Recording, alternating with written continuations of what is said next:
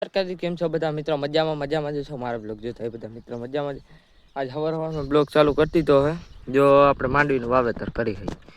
જો આપણે 4 કેરા વાવી દીધા, પાછો બી નાખીને પાછું વાવવાનું. આપણે જેમ પીતું જામ વાવી દેવાના, ભૂંગળા ખોતરી ગયા મસ્તીના છાંટા આવતા હતા ને જ્યાં વાદરું જોવો વાદળું અહીંયા તો મસ્તીના છાંટા આવતા. વરસાદ તમકો આવી ગયા ના આવ્યો વયો ગયો.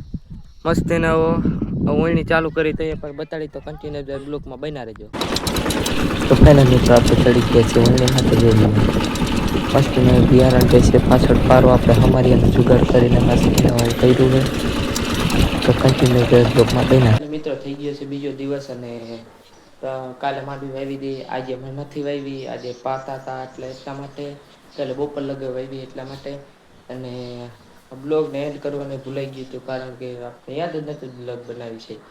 તો હવે બ્લોગને આપણે એડ આપી દઈએ કારણ કે હવે પાછી કાલે માંડવી આવશું ત્યારે પણ સવારમાં બધા આપણે બ્લોગ બનાવશું પણ એમાં પણ બતાવશું. તો અત્યારે જય માતા જય દ્વારકાધીશ બ્લોગને આપી એડ.